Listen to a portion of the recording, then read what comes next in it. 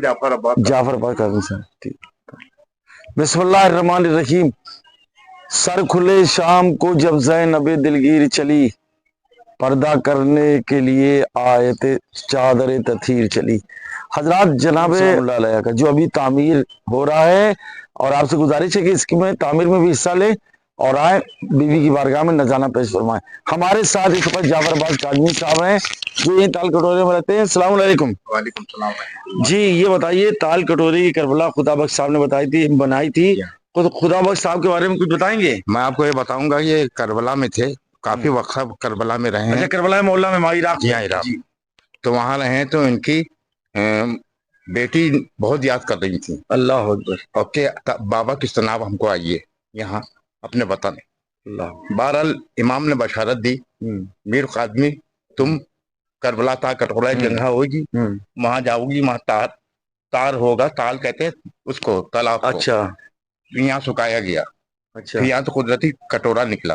ओहो। और कटोरे में तबरुकात थे, और इमाम ने फरमाया भी जब तुम्हारा रौदा तैयार हो जाएगा मैं नाम का, तो आप ऐसा करिएगा, हम आपसे मिलने आएंगे। अल्लाह अकबर। तो मीर खुदा साहब नमाज पढ़ रहे थे, और इन्हीं ने आहट देखी कि कोई आया। तो जब ये नहीं मुलाकात हो पाई, तो ये इन्हें कहा, मौला ने मुझसे वादा किया मौला आएंगे जरूर। तो आए थे, और फिर ये कहा था कि ऐसा है कि मैं तुमसे मिलना चाहता हूँ। ये नमाज में थे और बराबर से निकल गए। जब निकल गए तो इन्होंने बशारत में देखा ख्वाब में कि हम तुमसे मिलने आए थे, तुम नमाज में थे, तुमने हमको पहचाना नहीं। अल्लाह अकबर। उसके बाद पूरे काफिले के साथ में आए थे। मैं बोले ये उतरी थी कत्लगाह में, वो भी हम आपको बताएंगे। मैं बोले थी, पूरा काफिला आया था। बहरहाल नहीं आता, यहीं दफन भी है, कब्र भी उनकी कम से कम 10.5 फुट की है। अल्लाह। कामे का पतरा लगा हुआ है, मीर खुदा बख्श पर लिखा हुआ है।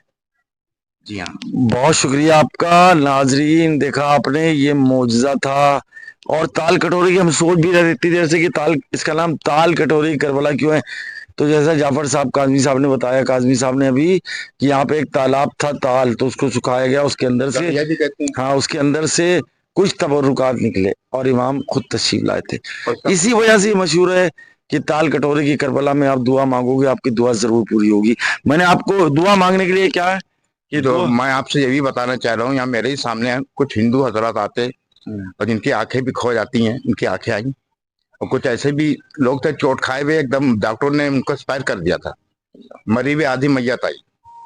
माशाल्लाह से रात को रही, 2 दिन रहे, माशाल्लाह ठीक हो गए। जनाब वो अहले सुन्नत लोग थे। तो इमाम हुसैन तो हर एक के लिए हैं। जी हाँ, हाँ, उसमें कोई धर्म और कोई मजहब की जरूरत, यही हमारे हिंदुस्तान की शान है कि हुसैन अलैहिस्सलाम को, करबला को सब मानते हैं, और जो दर्स इत्तेहाद कायनात को दे रहा है उसका नाम है हुसैन इब्न अली। आज हुसैन दिलों में बैठा है हिंदुस्तानियों के, हर दिल में। मेरे दिल में है समाए फातिमा जहरा के चैन, इससे बढ़ के भी जहां में कोई पाक स्थान है, इससे बड़ा कोई स्थान नहीं है जहां इमाम हुसैन अलैहिस्सलाम का मुकाम हो।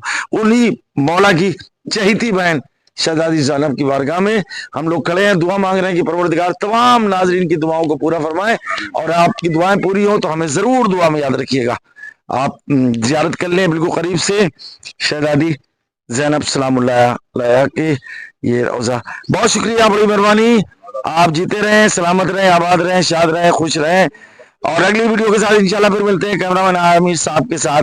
मैं आपका बहुत ही मशकूर हूँ, दुआओं में जरूर याद रखिएगा। अस्सलाम वालेकुम रहमतुल्लाहि व बरकातहू।